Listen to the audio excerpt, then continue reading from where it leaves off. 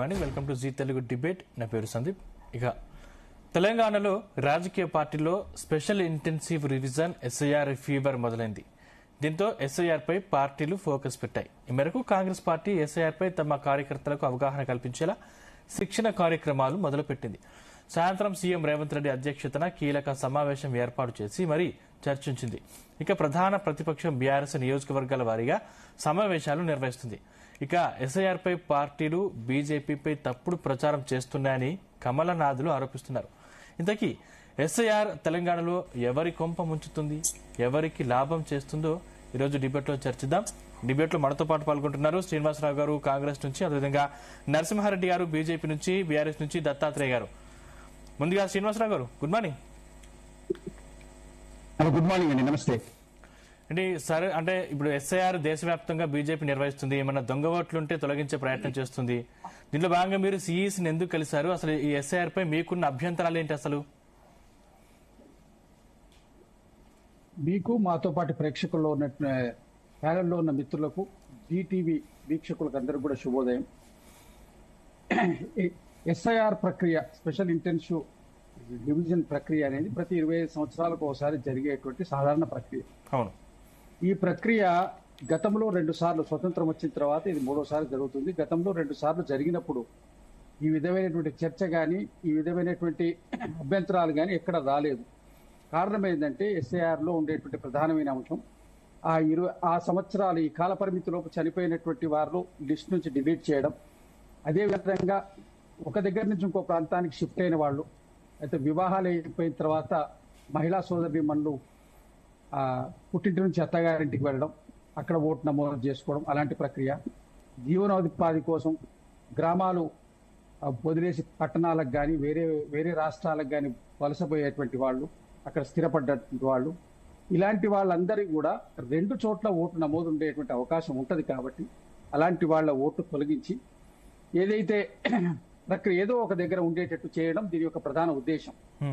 కానీ ఎప్పుడైతే భారతీయ జనతా పార్టీ ఇది సర్ ప్రక్రియను మొదలుపెట్టిన తర్వాత బీహార్లో కానివ్వండి, బెంగాల్లో కానివ్వండి, మిగిలిన అనేక ప్రాంతాల్లో కూడా దీన్ని వాళ్ళకి రాజకీయంగా వాళ్ళకి లబ్ధి చేసుకునేటువంటి ఒక అస్త్రంగా వాడుకుంటున్నారు.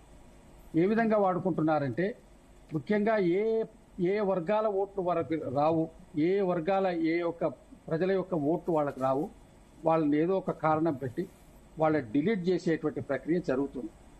గత అనుభవాన్ని దృష్టిలో పెట్టుకొని కాంగ్రెస్ పార్టీ కానివ్వండి, టీఆర్ఎస్ఏ కానివ్వండి, మిగిలిన అన్ని పార్టీలు కూడా అప్రమత్తమై తెలంగాణలో జరిగిపోయేటువంటి స్పెషల్ ఇంటెన్సివ్ రివిజన్లో ఏ విధమైనటువంటి మెలకువలు వహించాలి, అక్కడ జరిగినటువంటి లోపాలు ఏమున్నాయి, వాటిని అన్నింటినీ తెలియజేసి అవేర్నెస్ చేసేటువంటి కార్యక్రమాన్ని అన్ని పార్టీలు చేపట్టినాయి. దాంట్లో భాగంగానే నిన్న ముఖ్యమంత్రి గారు కాంగ్రెస్ పార్టీకి సంబంధించినటువంటి ఒక ప్రధానమైనటువంటి వ్యక్తి కాబట్టి వారి యొక్క సూచనలు, సలహాలు కూడా ఉన్నటువంటి పార్టీ వర్గాలకు అందజేయడం కోసం మా ఇన్ఛార్జి అయినటువంటి మీనాక్షి నటరాజన్ గారు, మా పిసిసి అధ్యక్షులు మహేష్ కుమార్ గౌడ్ గారి నేతృత్వంలో జరిగినటువంటి సమావేశానికి ముఖ్యమంత్రి రేవంత్ రెడ్డి గారు కూడా అటెండ్ చేయడం జరిగింది. వారి యొక్క సలహాలు, సూచనలు, వారికి ఉన్నటువంటి ఫీడ్బ్యాక్, ఏ విధమైనటువంటి జాగ్రత్తలు తీసుకుంటే మన ఓటర్లను కూడగొట్టుకోకుండా మనం సరి అయినటువంటి దాంట్లో ఉంటామన్న దాంట్లో అందరూ అలర్ట్ అవుతున్నారు. దాంట్లో భాగంగానే కాంగ్రెస్ పార్టీ కూడా అలర్ట్ అయింది.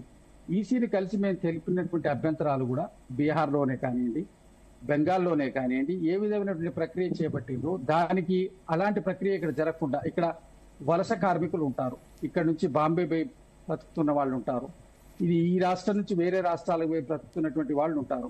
వాళ్ళు పర్మనెంట్ ఓటర్ ఇక్కడే, కానీ వాళ్ళు లేరు, ఆ ఇంట్లో అవైలబుల్ లేరు. 2 సార్లు 3 సార్లు దానికి ఒక ప్రొసీజర్ ఉంది. లేకపోతే దాన్ని తీసేసేటువంటి అవకాశం ఉంటుంది. అట్లాంటి వాళ్ళకి ఇబ్బంది జరగకుండా వాళ్లకు ఏ విధమైనటువంటి అవకాశాలు ఇచ్చి మళ్ళీ వాళ్ళు చేసుకోవాలి, తీసినటువంటి నోటీస్ను మళ్ళా వాళ్ళకి అందజేసుకొని దాన్ని మళ్ళా ఏ విధంగా ఎంట్రీ చేసుకోవాలి, ఈ అన్నిటి విషయాల్లో అవేర్నెస్ చేయడం కోసం ట్రైనింగ్ ప్రోగ్రామ్స్ కండక్ట్ చేస్తున్నారు. కోఆర్డినేటర్స్ కు ట్రైనర్స్ ను వాళ్ళకు ట్రైనింగ్ ప్రోగ్రామ్, వాళ్ళ నుంచి కోఆర్డినేటర్స్ కు ట్రైనింగ్ ప్రోగ్రామ్, వీళ్ళ నుంచి బిఎల్ఏస్ బూత్ లెవెల్ ఏజెంట్ కు వాళ్ళ ట్రైనింగ్ ప్రోగ్రామ్ ఇచ్చి తీసుకోవాల్సినటువంటి అప్రమత్తత గురించి మాత్రమే చేస్తున్నారు. భారతీయ జనతా పార్టీ దీని ఒక స్వలాభం కోసం, అధికారము కైవసం చేసుకోవడానికి దీని ఒక మార్గంగా ఎంచుకొని చేస్తుంది కాబట్టి దాన్ని మాత్రం వ్యతిరేకిస్తున్నారు తప్ప జనరల్ గా చనిపోయినటువంటి వాళ్ళే కానివ్వండి, తర్వాత 2 చోట్ల ఓట్లు ఉన్నటువంటి వాళ్ళు సెల్ఫ్ డిక్లరేషన్ చేయాలి. ఇప్పుడు ఆధార్ కానీ దేనికి కానీ లింక్ చేసి తీసేసే అవకాశం లేదు కాబట్టి ఎక్కడ ఓటు ఉంచుకుంటారనేటువంటి హక్కు ఆ యొక్క ఓటర్కే ఉంటుంది. అతను ఇచ్చేటువంటి దాని మీద వాళ్ళు చేయాల్సి ఉంటుంది. ఈ విధమైనటువంటి ప్రక్రియను అవేర్నెస్ చేయడం కోసం చేసేటువంటి దాంట్లో భాగంగానే నిన్న జరిగిన సమావేశం అండి. ఇప్పుడు ఇవాళ కూడా ఉంది, కంటిన్యూషన్ ఆఫ్ సమావేశాలు ఇవన్నీ ఉన్నాయి. జరుగుతున్నటువంటి ప్రక్రియ. ఓకే. ప్రముఖ విశ్లేషకులు డాక్టర్ జయరాం గారు కూడా జాయిన్ అయ్యారు. జయరాం గారు, good morning. Very good morning. So ఏం చెప్తారు సార్ మీద మళ్ళీ తెలంగాణలో వివాదం ముదురుతుంది అంటే బీజేపీకి అనుకూలంగా ఉన్న ఓట్లు మాత్రం ఉంచి అనుకూలంగా లేని ఓట్లు తీసేస్తున్నారని ప్రధాన ఆరోపణ ఉంది బీజేపీ మీద. దీనికి సంబంధించి కాంగ్రెస్ సమావేశాలు నిర్వహిస్తుంది, బీఆర్ఎస్ సమావేశాలు నిర్వహిస్తుంది. అసలు దీంట్లో ఏం జరుగుతుంది అంటారు? నీకు ప్యానెల్లో ఉన్న మిత్రులకు, జీ న్యూస్ ప్రేక్షకులకు నమస్కారాలు. ఇక్కడ మనం ఒకటి గమనించాలి, ప్రధానంగా అబ్జర్వ్ చేయాల్సింది ఏంటంటే ఓటర్ని కనుక మీరు నిజంగా దాన్ని ఒక ప్రణాళికబద్ధంగా ప్రక్షాళన చేయాలి అనుకోవటంలో తప్పు లేదు, అది చేయాల్సింది. దొంగ ఓట్లను తీసివేయాల్సింది. సో చనిపోయిన వాళ్ళే కావచ్చు, లేకపోతే ఇతర రాష్ట్రాల్లో నివసించే వాళ్ళు కావచ్చు, లేకపోతే ఇతర జిల్లాల్లో నివసించే వాళ్ళు కావచ్చు, ఇలా ఓట్లు ఏదైతే ఎక్సెస్ స్పీడ్ అయిన ఓట్లను ఏవైతే ఉన్నాయో అవి తీసివేయాల్సిందే. కానీ వాటి పేరు మీద ఒరిజినల్ మనకు సంబంధం లేని పార్టీల ఓట్లు, ఇతర పార్టీల ఓట్లు అనుకున్న డౌట్ వచ్చిన ఓట్లన్నీ తీసేసే ప్రయత్నంలో కన్ఫ్యూజన్ లో ఉన్నారు. దానిపైన ఇబ్బంది ఉంది అనేది ఇతర రాజకీయ పార్టీలు ఆరోపిస్తున్న ఆరోపణ. అవును, ఒకవేళ కనుక అలాంటిది నిజమా అనుకుంటే మొన్న జరిగిన వెస్ట్ బెంగాల్ దాని లోపల మమతా బెనర్జీ చాలా బహిరంగంగానే ఓపెన్ గానే స్టేట్మెంట్ ఇచ్చారు, ఓపెన్ గానే కొట్టాడారు. లాస్ట్ కు నేను రిజైన్ చేయను ముఖ్యమంత్రిగా అనే దాని వరకు కూడా తీసుకొచ్చేసారు. అవును, నిజంగా మీకు కనుక అలాంటి ఆలోచన ఉన్నట్టు అయితే దీన్ని ఎప్పుడైనా ఓటర్ని ఒక ఎలక్షన్ ఐడి కార్డుకు మీరు తీసుకొచ్చిన ఐడి కార్డుకి కనెక్ట్ చేసినా కూడా ఐడి కార్డు కూడా సరి అయిన విధంగా లేదు, ఈ ఐడి కార్డులో కూడా తప్పుల తడక ఉందని చెప్పేసి ఎలక్షన్ కమిషన్ స్వయంగా ప్రకటించింది. దీన్ని మేము ఐడిగా కూడా గుర్తించలేని పరిస్థితి ఉందనే దాన్ని కూడా చెప్పింది. మరి మీ లోపలనే 2 అంశాలు కొనుక్కున్నట్టు, ఒకవైపు ఐడి విషయంలో, మరొక వయసు ఓటర్ విషయంలో ఉన్నప్పుడు దీన్ని ఆధార్కి ఎందుకు లింక్ చేయకూడదు అనేది అనలిస్టులు కావచ్చు, మేధావులు కావచ్చు, విద్యార్థులు, ఇతర అభ్యుదయ భావాలలో ఉన్న అందరూ దీన్ని అడుగుతున్నారు. ఆధార్కు మాత్రం లింక్ చేయము అంటే అప్పులను మాత్రమే తీసుకోవచ్చు, లేకపోతే ఆస్తులను మాత్రమే చెప్పుకోవచ్చు, ట్యాక్సీలు మాత్రం పే చేయొచ్చు. కానీ ఈరోజు దేశాన్ని డిసైడ్ చేసే ఒక పౌరుడి ఓటరు ఇది రియలా అబద్ధమా అని చెప్పి ఆధార్ కార్డు లింక్ చేయమంటే అది కుదరదని ఖచ్చితంగా చెప్పేసింది. అంటే ఇక్కడ సర్ మీద మీరు చేసిన ఎస్ఐఆర్ సర్ మీద మీరు చేసే ప్రణాళికబద్ధమైన ఒక క్రమశిక్షణకరమైన చర్యలు ఇక్కడ ఎక్కడ నిబద్ధత ఉన్నది? మీరు ప్రణాళికబద్ధంగా కనుక ఉన్నట్టయితే ఆ ఓటర్ని కనుక మీరు కాపాడుకోవాలి, దొంగ ఓట్లను తీసివేయాలి అనేది ఉన్నట్టయితే దానికి మరి ఇంకే విధమైన మార్గాలు మీరు చూపిస్తున్నారు? మా కొత్త మార్గదర్శకాలు ఏం తీసుకొస్తారు అంటే ఏమీ లేదు. అంటే మేము దాని మీద మాకు డౌట్లు ఉన్నాయి, ఎక్కడైతే మాకు ఇబ్బంది ఉన్నది, ఎక్కడైతే ఇది పడతలేదో, ఎక్కడైతే మాకు ఓటు రావు అనుకున్న దగ్గర ఓట్లను తొలగించే ప్రోగ్రాం పెట్టుతున్నట్టే కదా. డిఫరెంట్ గా ఇతర పార్టీలు భయాందోళనలకు ఉంటాయి.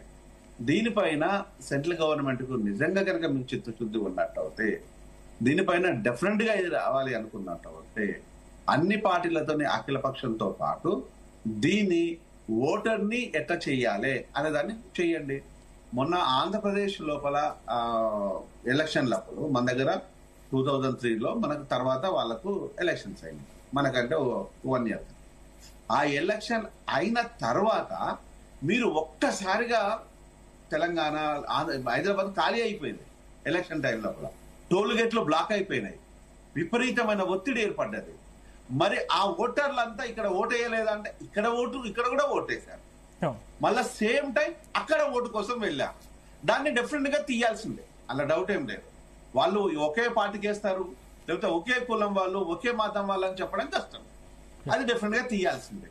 ఆ తీసే ప్రణాళిక దీన్ని ఇంతకంటే ఏది మెరుగైన పద్ధతి సైంటిఫిక్ గా, ఏది దీన్ని మనం డిటెక్ట్ చేయగలుగుతాము, ఏది ప్రజల్లోకి తీసుకెళ్తాము, ఏది ప్రణాళికబద్ధంగా ఉంటది, ఏది మార్గదర్శకాలు, అది కదా రిలీజ్ చేయాల్సింది.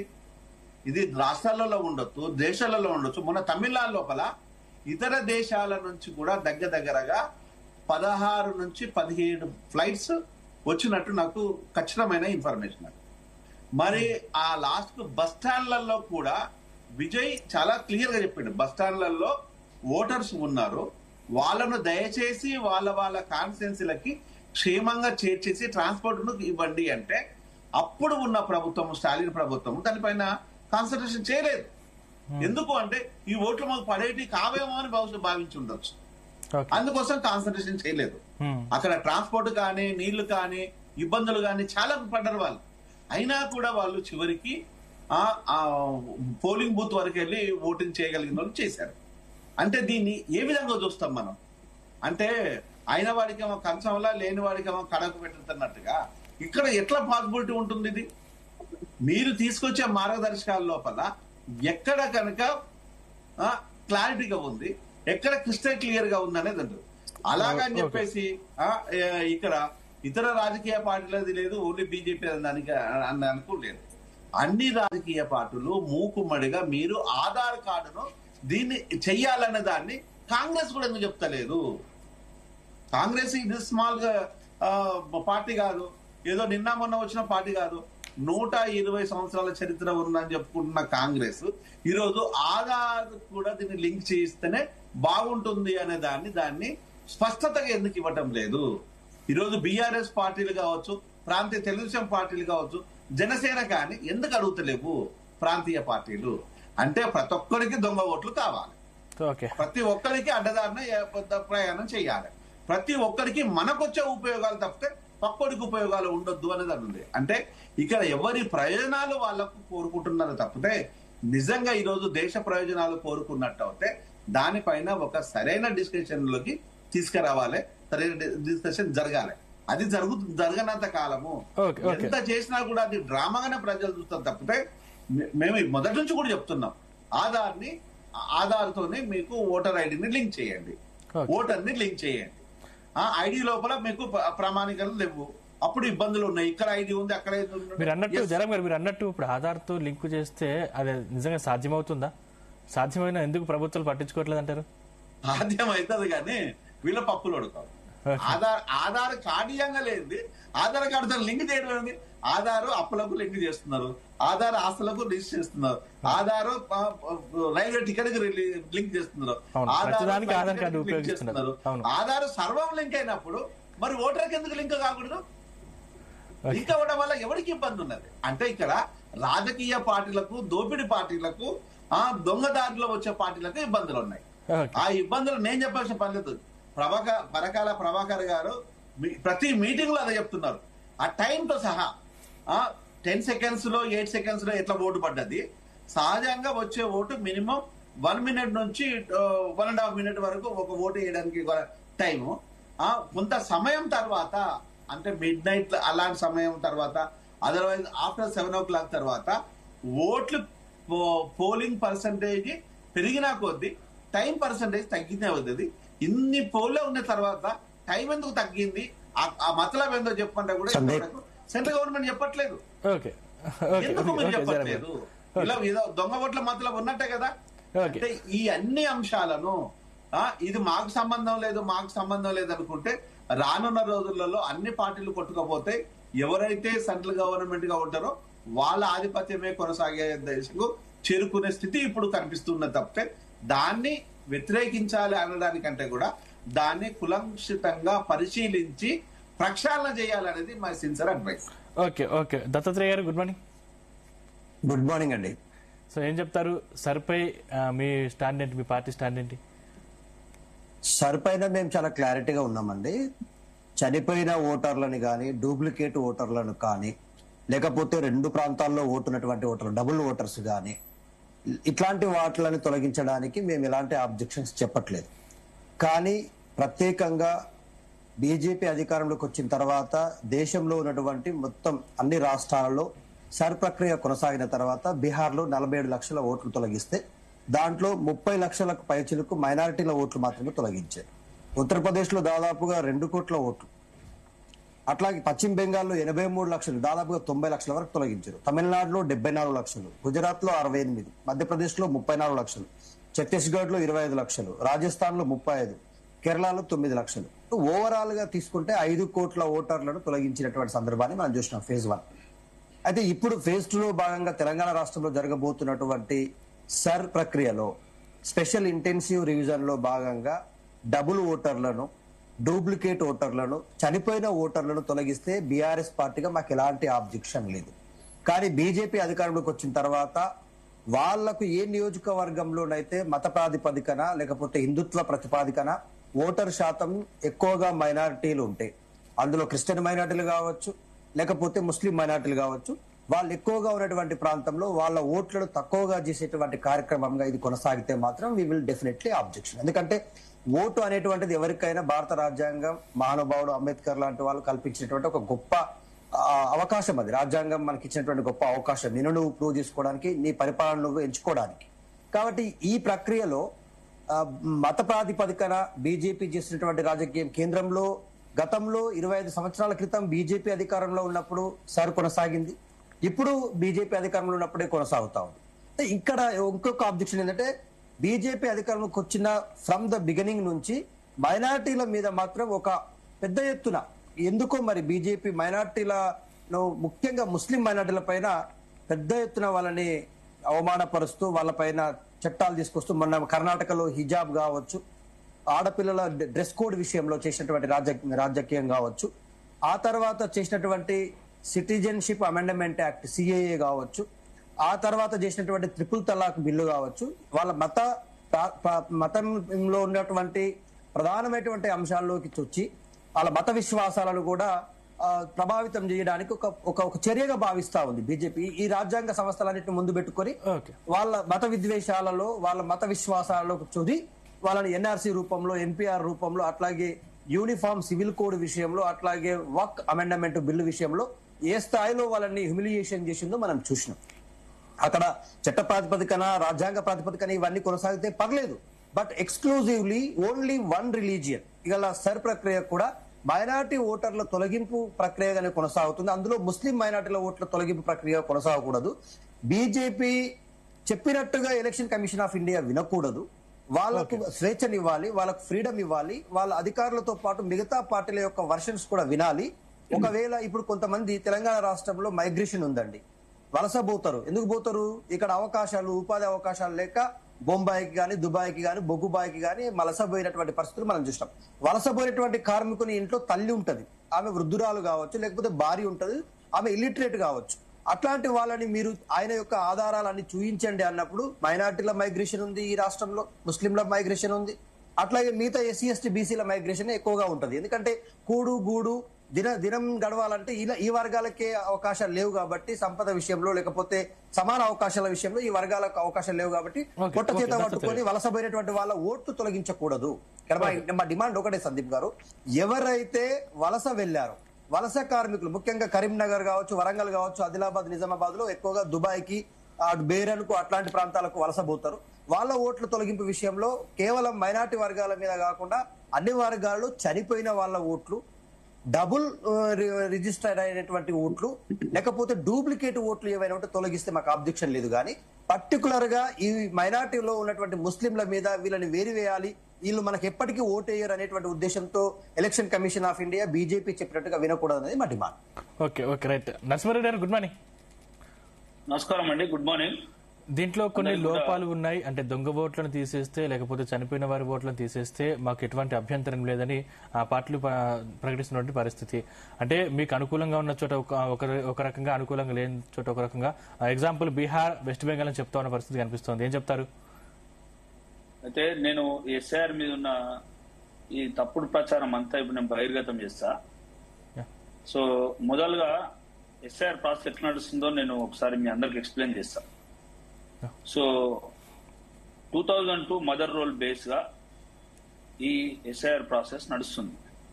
సో ఎవరికైతే 2002లో ఓటు ఉందో వాళ్ళ ఓటును డిస్టర్బ్ చేయకుండా అలాగే ఉంటుంది. తరువాత వాళ్ళ ఫ్యామిలీ మెంబర్స్ ఎవరైతున్నారో హైరార్కీలో వచ్చిన ఫ్యామిలీ మెంబర్స్ ఓటు కూడా డిస్టర్బ్ చేయకుండా ఉండడం జరుగుతుంది. సో ఇది లింకేజ్ కి. సో ఇది కాకుండా ఇప్పుడు అన్నగారు చెప్పినట్టు మన పెద్దలందరూ చెప్పినట్టు కూడా చనిపోయిన వారి ఓటు మరియు డబల్ ఓట్స్ ఇవన్నీ డిలీట్ చేసిన తర్వాత ఎప్పుడైతే ఒక ఓటర్ది 2002 మదర్ రోల్ కి లింక్ లేకుండా ఉన్న ఓటు ఏదైతే ఉంటుందో దానికి వాళ్ళు నోటీస్ వేయడం జరుగుతుంది. లేకుంటే ఎక్స్ప్లెనేషన్ ఏమంటారు, మీరు 2002కు మొదలు ఏడురు, మీ తండ్రి గారు ఏడురు, మీ నానమ్మనో మీ నాయననో ఏడురు. సో వాళ్ళ ఓటు ఎక్కడుందో చూసి లింక్ చేస్తారు అంతే.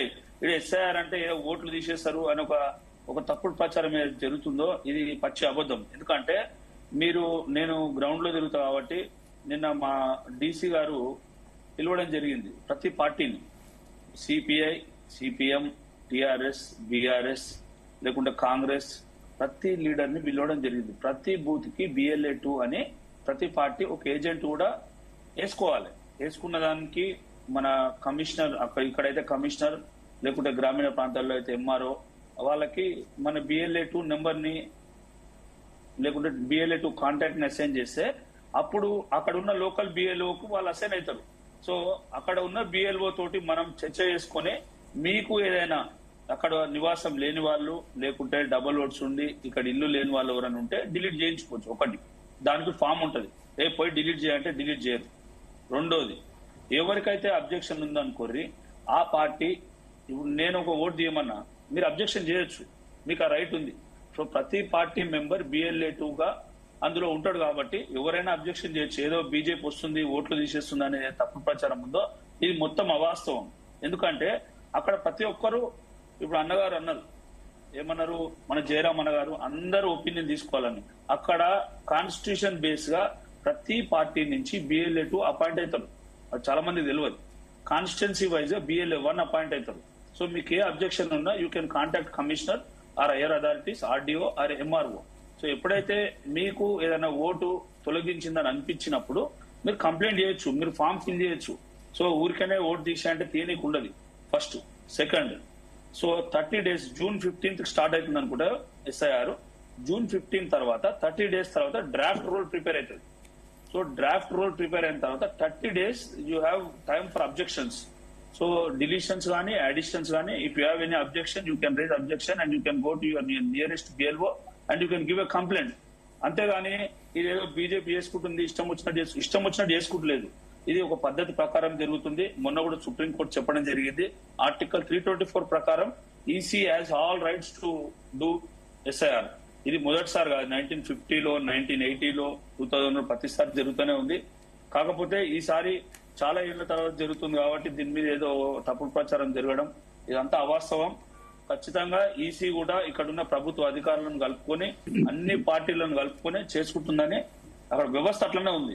అన్ని పార్టీలను కలిపే చేస్తుంది. ఇక్కడ గ్రౌండ్ లో అవగాహన లేని వాళ్ళు కొందరు ఏమనొచ్చు అంటే అన్ని పార్టీలను కలుపుకుంటలేదు అని అనొచ్చు. కాకపోతే ఇక్కడ గ్రౌండ్ లో బూత్ స్థాయిలో తిరిగే ప్రతి కార్యకర్తను కూడా కలవమనే గవర్నమెంట్ అధికారులు అడుగుతున్నారు.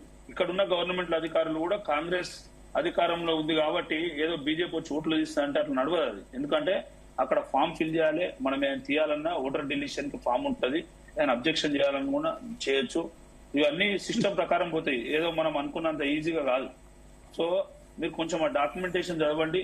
2002 బేస్ ఎందుకు పెట్టినంటే లాస్ట్ SIR 2000 అయింది కాబట్టి 2002లో మన లింకేజ్ అనేది ఉండాలి, ఓటర్ లింకేజ్. ఓకే శ్రీనివాసరావు గారు ఏం చెప్తారు? అంటే ప్రొసీజర్ మీద ఎవరికి డౌట్ లేదండి. ప్రొసీజర్ ను మిస్యూజ్ చేస్తున్న దాని మీదే దానికి ఉన్నటువంటి డౌట్. దీంట్లో డౌట్ అని కాదు, జరిగినటువంటి యథార్థం. ఇప్పుడు మిత్రులు దత్తాత్రేయ గారు చెప్పిండ్రు 5 కోట్ల ఓట్లు భారతదేశంలో తొలగించడం జరిగింది. దాంట్లో కనీసమైనా కూడా ఒక 50% ఆఫ్ ఓటర్స్ మీద ఆబ్జెక్షన్స్ వచ్చినాయి. ఆబ్జెక్షన్స్ వచ్చిన దాన్ని మళ్ళా వాళ్ళు క్లియర్ గా మళ్ళా ఓటు నమోదు చేయడంలో జాప్యం జరగడం జరిగితే బెంగాల్ ఎన్నికల్లో మమతా బెనర్జీ గారు సుప్రీంకోర్టుపై 30 లక్షల ఓట్లను మళ్ళీ తెచ్చుకోవడం జరిగింది. అంటే ఈ ప్రక్రియలో గత 2 సార్లుగా జరిగినప్పుడు మీ వాయిస్ రావట్లేదు శ్రీనివాసరావు గారు. జరిగినప్పుడు మొరార్జీ దేశాయ్ గారి ఉన్నారు. ఆ సమయంలో కూడా ఎక్కడ కూడా ఇబ్బంది కాలేదు, పూర్తి పారదర్శకంగానే జరిగింది. కానీ ఎక్కడైతే ఇప్పుడు జరుగుతున్నటువంటి దానిలో టెక్నాలజీగా బాగా అప్గ్రేడ్ అయి ఉన్నటువంటి సమయంలో ఉన్నమ్మా, ఈ సమయం లోపల గారు క్లియర్గా చెప్పిండ్రు ఏమని మీరు ఆధార్కు అనుసంధానం ఎందుకు చేయట్లేదు అని. ఆధార్కు అనుసంధానం చేయడానికి యూపీఏ ప్రభుత్వంలో ఉన్నప్పుడే ఓటరు ఐడి కార్డును ఆధార్కు లింక్ చేయడానికి ప్రయత్నం జరిగితే సుప్రీంకోర్టులో కేసు వేస్తే సుప్రీంకోర్టు యొక్క ఆబ్జెక్షన్ వల్ల ఆగింది. కాంగ్రెస్ పార్టీ దానికి వ్యతిరేకం కాదండి. సుప్రీంకోర్టులో వేసినటువంటి దాంట్లో సుప్రీంకోర్టు ఎందుకంటే పర్సనల్ డాటా ఉంటుంది, దాంట్లో మీకు సంబంధించిన ఆస్తుల వివరాలు, బ్యాంక్స్ వివరాలు, అకౌంట్స్ ఇది మిస్యూజ్ అయ్యే అవకాశం ఉంది. ఈ టెక్నాలజీ అప్గ్రేడ్ అవుతున్నటువంటి సమయంలో కూడా మిస్యూజ్ అయ్యి వాళ్ళ పర్సనల్ గా లాస్ అయ్యే అవకాశం ఉందని సుప్రీంకోర్టు చేసినటువంటి ఆస్కారం.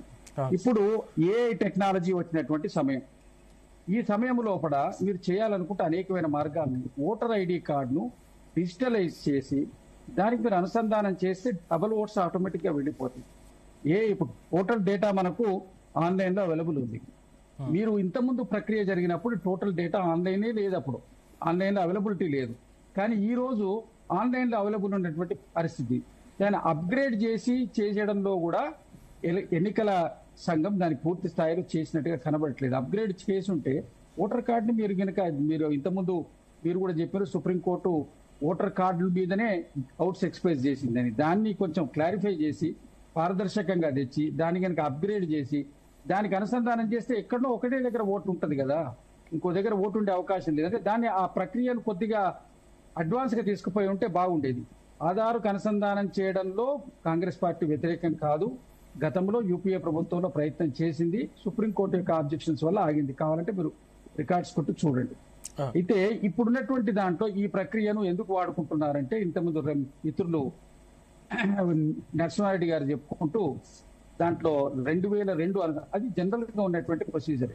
ఆ ప్రొసీజర్ లింకేజ్ నే మిస్యూజ్ గా వాడుతున్నారు.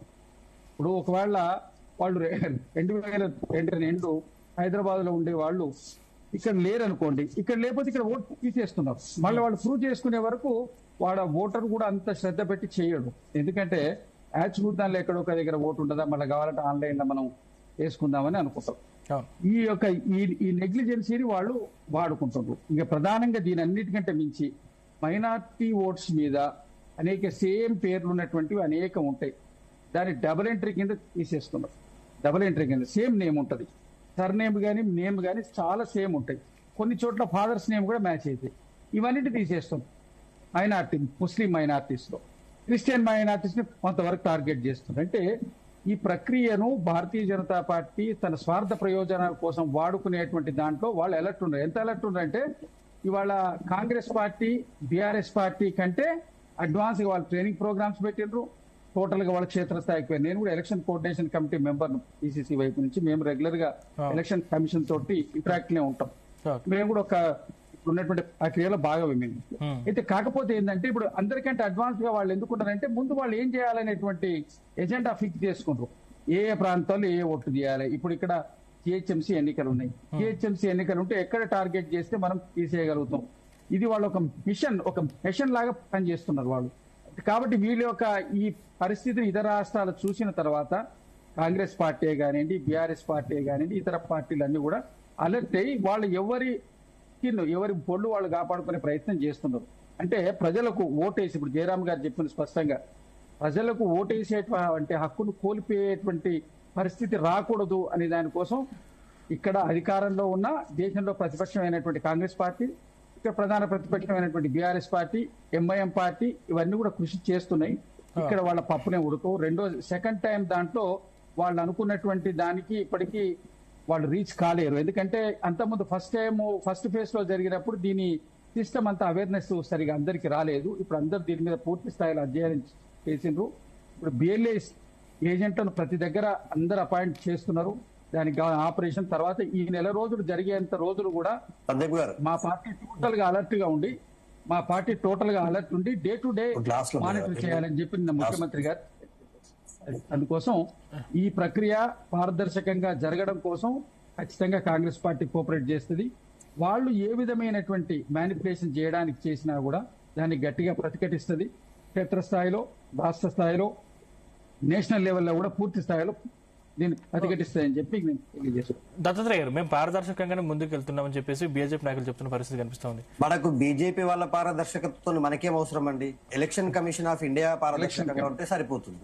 బీజేపీ వాళ్ళు పారదర్శకంగా ఉన్నారా లేకపోతే ఇంకో రకంగా ఉన్నారా అది కాదు కదా డిస్కషన్ ఇక్కడ.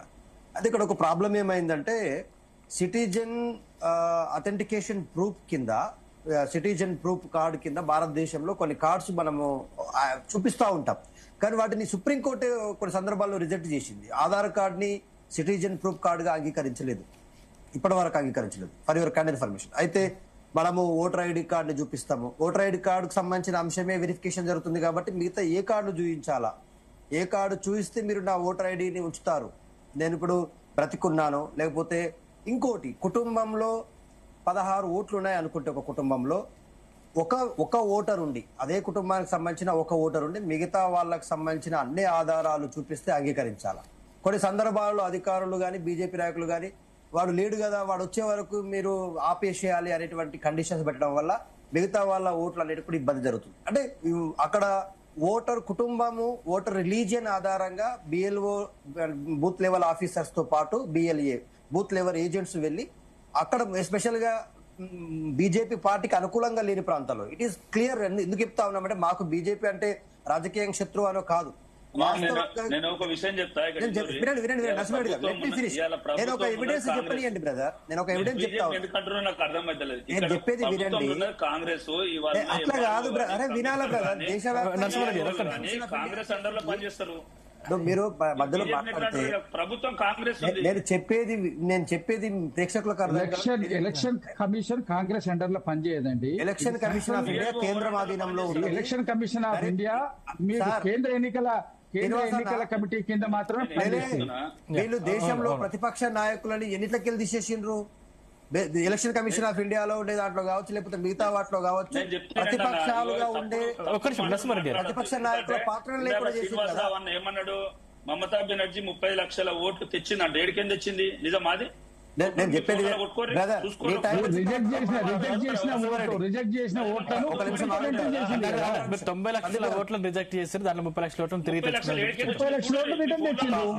సందీప్ గారు ఒకసారి చూడండి, దత్తాత్రేయ మీరు మాట్లాడండి, దాన్ని మాట్లాడివ్వండి, ఒక నిమిషం ఆపండి, అందరూ మాట్లాడితే అర్థం కాదు. నరసింహారెడ్డి గారు పాపం బూత్ లెవెల్లో ఉండి కష్టపడి ఆ బీజేపీ పార్టీకి సంబంధించిన ఓట్లు పెంచాలి, ఎట్లా ఓటు శాతం ఎట్లా పెంచాలని కష్టపడుతున్నాడు, మొత్తం నాలెడ్జ్ తెచ్చుకున్నాడు, సంతోషం, మేము కాదనట్లేదు. మిగతా వాళ్ళని మాట్లాడియండి.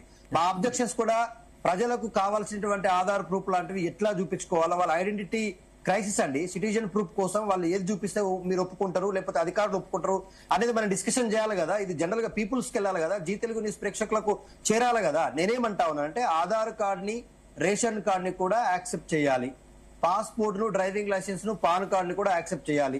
కొంతమంది కూలీలు ఉంటారు పాపం, జాతీయ ఉపాధి హామీ పథకంలో పనిచేసే వాళ్ళు ఉన్నారు, వాళ్ళ జాబ్ కార్డు చూపిస్తే కూడా యాక్సెప్ట్ చేయాలి. అట్లాగే లేబర్ మినిస్ట్రీ నుంచి కొన్ని హెల్త్ కార్డులు ఇష్యూ చేసి ఉంటారు కొంతమంది ఇండస్ట్రీలలో పనిచేసే వాళ్ళు, ఇట్లాంటి వాళ్ళకి ఇచ్చేటువంటి ఆ కార్డ్స్ అనేది కూడా యాక్సెప్ట్ చేయాలి. కానీ ఎలక్షన్ కమిషన్ ఆఫ్ ఇండియా నుంచి వచ్చిన బూత్ లెవెల్ ఆఫీసర్స్ ఇవన్నీ యాక్సెప్ట్ చేస్తా ఉంటే బీజేపీ నాయకులుగా ఏజెంటుగా ఎవరైతే ఉన్నారో వాళ్ళు ఏం అబ్జెక్షన్ చెప్తా ఉన్నారంటే ఆ ఓటర్ కింద మైనార్టీ వర్గానికి చెందిన వాడైతే, ముస్లిం మైనార్టీ అయితే అది కాదు కదా ఐడి ప్రూఫ్, ఇది కాదు కదా ఐడి ప్రూఫ్ అని కొరీలు పెట్టి వాళ్ళని ఇబ్బందులు పెట్టే ప్రయత్నం చేస్తా ఉన్నారు అనేది మాకు. నేను రీసెంట్ గా నిన్న లేక మొన్న అంబర్పేటలో మా కేటీఆర్ గారితో జరిగినటువంటి రివ్యూ మీటింగ్ లో నేను పార్టిసిపేట్ అయ్యాను. I'm also taking care about my party. ఈ సర్ ప్రక్రియకు సంబంధించిన అంశాలు నేను క్లియర్ గా చాలా ఇంపార్టెంట్ గా రోల్ ప్లే చేస్తా ఉన్నాను. అయితే నేనేమంటున్నాను నరసింహారెడ్డి గారు, మిమ్మల్ని అబ్జెక్షన్ చెప్పట్లేదు, కొన్ని ప్రాంతాల్లో ఇట్లా జరుగుతుంది. ఆదిలాబాద్ జిల్లాలో ఎక్సెసివ్ గా జరుగుతుంది. బీజేపీ నాయకులు ఎందుకంటే అక్కడ వాళ్ళ ఎంపీని చూసుకొని వాళ్ళ ఎమ్మెల్యేని చూసుకొని కొంత ఎక్కువగా అత్యుత్సాహాన్ని చూపిస్తా ఉన్నారు. కొన్ని ఇట్లా ఈ మీటింగ్స్ జరుగుతున్నాయి. ఇప్పుడు ఇంకా మన దగ్గర ప్రక్రియ ప్రారంభం కాలేదు, కానీ ఇట్లాంటి జరగకూడదు అనేది మా కోరిక. మీరు నిజాయితీగా ఓటరు, పాపం పేద వర్గాలకు ఏముంటదండి, కూలికి పోతారు, మళ్ళా వలసకు పోతారు, వలసకు పోయినోడు వాడు అక్కడ నుంచి పని వదిలేసుకొని వచ్చి ఇక్కడ మీకు ఐడి ప్రూఫ్లు చూపించలేడు. ఇంట్లో ఎవరు చూపిస్తే వాళ్ళది యాక్సెప్ట్ చేయాలా, వాళ్ళకి ఏ కార్డులు, ఇప్పుడు నేను చెప్పిన కార్డులు ఏ కార్డు ఉంటే ఆ కార్డునే ప్రామాణికంగా భావించాలా. భారతదేశంలోనే సిటిజన్ ప్రూఫ్ ఐడి కార్డ్ అనేటువంటిది ఇష్యూ లేదు. ఆధార్ కార్డుని యాక్సెప్ట్ చేయరు, రేషన్ కార్డుని యాక్సెప్ట్ చేయరు, ఓటర్ ఐడి కార్డు కొన్ని సందర్భాల్లో యాక్సెప్ట్ చేస్తారు. ఎయిర్పోర్ట్ కు పోతే ఏది చూపించినా యాక్సెప్ట్ చేయాలంటే ఇప్పుడు ఆధార్ కార్డే ప్రామాణికమైంది. ఇట్లా ఓకే ఓకే ఓకే ఓకే జరం గారు, ఇప్పుడు దీనివల్ల ఏ పార్టీ లాభపడుతుందంటారు? ఇప్పుడు ప్రస్తుతం ఉన్న పరిస్థితుల్లో ఏ పార్టీ లాభపడుతుందంటారు? ఏ పార్టీ కాదు, ఈ ప్రభుత్వాలు లాభపడతాయి. ప్రభుత్వాలు ఇక్కడ బీజేపీ ఒక్కటే ఇక్కడ కల్పరిట్ కాదు. ప్రభుత్వాలు కల్పరేట్. మీ ప్రభుత్వాలలో ఎవరైతే ఉంటారో ఇలాంటి ఓట్లను ఎంటర్టైన్ చేసేది మాత్రం ప్రభుత్వాలే. మీకు ప్రతిపక్షాలు ఎంటర్టైన్ చేయలేవు. మీకు బీఆర్ఎస్ ప్రభుత్వం లోపల 20 lakhs ఓట్లు గల్లంతైనాయి అన్నదని అప్పుడు పెద్ద ఆందోళనకరమైన అంశాల మీద మేము చాలా డిస్కషన్లలో మాట్లాడాము, కొన్ని వందల డిస్కషన్స్ లో మాట్లాడాము. దానికి ఒక ఐఏఎస్ ఆఫీసర్ సో అనేక బెనిఫిట్స్ పొందడం, తన కూతుర్ని తీసుకుపోయి ఫలక్నామా ప్యాలెస్ లోపల పెళ్లి చేసే అంత స్థితికి ఏ ఆఫీసర్కి అంత సినిమా ఉండదు. నిజంగా మీకు నెల జీతాలతో అంత పనిచేస్తారంటే అంత సినిమా ఉండదు. కానీ ఫలక్నామా ప్యాలెస్ లో పెళ్లి చేసే అంత వచ్చిందా అంటే ప్రభుత్వాలు. అలాగని చెప్పి ఇప్పుడు కాంగ్రెస్ ఏమైనా గొప్పదా అంటే లేదు. ఎక్కడైనా కూడా రాహుల్కు నేను చాలా సందర్భాల లోపల నేను లెటర్ కూడా రాశాను. దానికి నాకు అప్రిషియేట్ చేయాల్సిందంటే రాహుల్కు మనం ఏది రాసినా కూడా అది ఈజీగా రిప్లై వస్తుంది. మన స్టేట్ లో ఉండే వాళ్ళకు రాస్తే చెప్తే దున్నపోతు మీద వర్షం కూర్చుంటే కానీ Rahul team is very active అన్న వేరే డౌట్ ఏం లేదు. అది నేను ఇవన్నీ అంశాలను కోట్ చేసి లెటర్ రాస్తే దాంట్లో చాలా క్లియర్ గా యాక్సెప్ట్. అంటే ఎప్పుడైనా కూడా ప్రభుత్వాలు, మన ప్రభుత్వం ఉన్నప్పుడు మనం ఏం చేస్తున్నామో మనం చేసిన దాని మీద టెస్టిమోనీస్ తీసేసి దాన్ని ప్రజల ముందు పెట్టండి. ఇతర ప్రభుత్వాలకు మార్గదర్శకాలు మీరు చెయ్యండి. మీ రాష్ట్రాలలో ఉన్న ప్రభుత్వాలు మీరు ఏం చేస్తున్నారు, అప్పుడు కేంద్రాన్ని నిర్దిస్తే చాలా స్పష్టత ఉంటుంది. అలాగని చెప్పేసి ఈ రోజు రాష్ట్ర కేంద్ర కమిషన్స్ ఏవైతే ఎలక్షన్ కమిషన్ దాన్ని పూర్తిగా ఇండివిజువల్ గా ఉంది అంటే నమ్మే అంత పిచ్చోళ్ళు ఎవరు లేరు. ఆధార్ కార్డు ఒకవేళ కనుక ఇప్పుడు కేంద్ర ప్రభుత్వం కానీ సుప్రీంకోర్టులు కానీ ఈ రోజు ఈ ఐడెంటిటీ పనికి రాదనుకుంటే దేశంలో ఒకటే ఐడెంటిటీ ఉంటుంది. ఆ ఐడెంటిటీ ఏది దాన్ని తేల్చండి ఫస్ట్. నేను లండన్ దగ్గరగా నేను అనేక దేశాలతో పనిచేశాను ఒక ఇంటర్నేషనల్ కోఆర్డినేటర్ గా. మా లండన్, యూకే కావచ్చు, యుఎస్ కావచ్చు, ఆస్ట్రేలియా కావచ్చు, కెనడా కావచ్చు, లాస్ట్ కు దుబాయ్ యుఏఈ కంట్రీ దాని కూడా సింగిల్ ఐడెంటిటీ ఉంది ఒక సిటిజన్ కి. ఆ ఐడెంటిటీ అనే దాని మీద వాళ్ళకు చిత్తశుద్ధి ఉంది, దానికి రెస్పెక్ట్ ఉంది. మరి మన దేశ ఐడెంటిటీ ఏది? ఈరోజు చెప్పుకోవాలనుకుంటే ఓ హిందూ, ఒక ముస్లిం, ఒక క్రిస్టియను, అది కాదు అనుకుంటే ఒక అమ్మ, ఒక రెడ్డి, ఓ మాల, ఒక మాదిగ, ఒక కమ్మరి, ఒక బ్రాహ్మణ్, ఇవేనా మన ఐడెంటిటీలు? అంటే ప్రభుత్వాలు మారినా కుల రాజకీయాలు మారట్లేదు కదా. అంటే ఈ రోజు మనకు ఐడెంటిటీ క్రైసిస్ లో ఉన్నాం. ఈ రోజు భారతదేశ ప్రజలు ఐడెంటిటీ క్రైసిస్ లో ఉన్నారు. ఈ ఐడెంటిటీ క్రైసిస్ నుంచి ఓవర్కమ్ చేయాలంటే మీరు ప్రణాళికబద్ధమైన ప్రక్షాళన ఏ విధంగా చేస్తారు? మీకు ఐడెంటిటీ క్రైసిస్ ఉన్న తర్వాత మీరు ఏ విధంగా చేసినా దానికి యాక్సెప్టబిలిటీ కాదు. మీరు చెప్పే ఏ స్టోరీ కూడా అది మీకు మాత్రమే వర్తిస్తుంది. ఇప్పుడు నరసింహారెడ్డి చాలా క్లియర్ గా చెప్పారు, నేను అభినందిస్తున్నాను. కానీ అది మీకు మాత్రం వర్తిస్తుంది, అది ఇతర పార్టీలకు వర్తించదు. మనం చెప్పేది మనకు వర్తించడం కాదు. ఈరోజు యూనివర్సల్ ఐడెంటిటీ ఉండాలి. దాన్ని భారతదేశం లోపల ఇప్పుడు ఉన్న బీజేపీ ప్రభుత్వము ఐడెంటిటీ ఇవ్వటం లోపల మీకెందుకు ఇబ్బంది అంటే ఈరోజు మన భారతదేశంలో ఉన్న ఐడెంటిటీ ఏంటంటే వాళ్ళు ఉంచింది ఇక్కడ హిందూ, ముస్లిం, మైనారిటీస్ ఓట్లు వెళ్ళిపోతున్నాయి. అంటే అత్యధికంగా ఈ రోజు ఓట్ లిస్ట్ లోపల ఓట్లు కొలగొట్ట లోపల ఒక ముస్లింస్లే లేరు, హిందువులే లేరు, అందరి ఓట్లను నిర్దాక్షిణంగా కొలగొట్టేసిండు. నేను ఒక ముస్లిం ఓట్లే పోయినాయి అని అంత పిచ్చోనేం కాదు, కానీ అందరి ఓట్లు కొల్లగొట్టేశారు. అత్యధికంగా ఓట్లు ముస్లింస్ ఉండొచ్చు, ఒక దగ్గర క్రిస్టియన్ ఉండొచ్చు, ఓ దగ్గర హిందూస్ ఉండొచ్చు, కానీ ఈరోజు మనకు కాని ఓట్లను కొల్లగొట్టేశారు. ఎవరు కొల్లగొట్టేశారు అనేది చాలా ఇంపార్టెంట్. అంటే దీనికి ప్రభుత్వాలు ఏం చెప్తాయంటే గత ప్రభుత్వంలో ఓటర్ లిస్టునే మేము ఫాలో అవుతున్నామని చెప్తుంటాయి. మరి నీ ప్రభుత్వం వచ్చిన తర్వాత నువ్వేం చేశావు? గత ప్రభుత్వం ఉన్న అప్పులను నువ్వు ఎందుకు ఫాలో కావట్లేదు? గత ప్రభుత్వంలో ఉన్న ఇబ్బందులను నువ్వు ఎందుకు ఫాలో కావట్లేదు?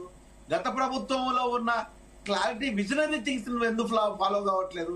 ఇది మాత్రమే ఎందుకు ఫాలో అవుతుందంటే ఇది అధికారంతో కూడుకున్నది, అది అవసరాలతో కూడుకున్నది, అది ప్రజల అవసరాలు. ఇది నీకు కావాల్సిన అధికారం, నీ అవసరం. అంటే ఇంత మోసాన్ని చాలా క్లియర్ గా కనిపిస్తుంటది మీకు. ఏ విద్యార్థి కూడా, నేను మొన్న ఢిల్లీ యూనివర్సిటీకి వెళ్ళేసి ఒక సెమినార్ లో పాల్గొంటే అక్కడ చాలా యాక్టివ్ గా మాట్లాడుతున్నారు.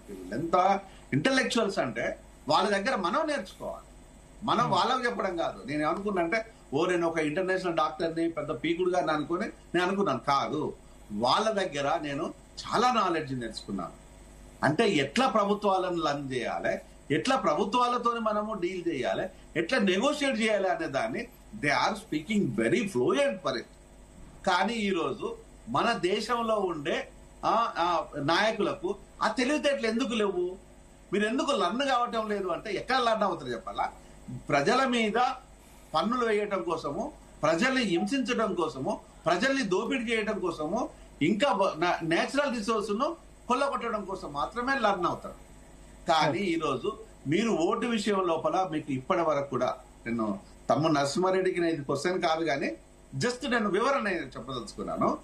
మనము 12 సంవత్సరాలుగా భారతదేశం ఈరోజు దేశ చాలా కీలకమని చెప్పుకున్నాం. మనము అన్ని దేశాలను తిరుగుతున్నాం. మనము అనునిత్యము ప్రజలతోనే ఉంటున్నామని చెప్పుకుంటున్నాం. మనము ఒక ఐడెంటిటీని ఎందుకు క్రియేట్ చేయలేకపోయాం?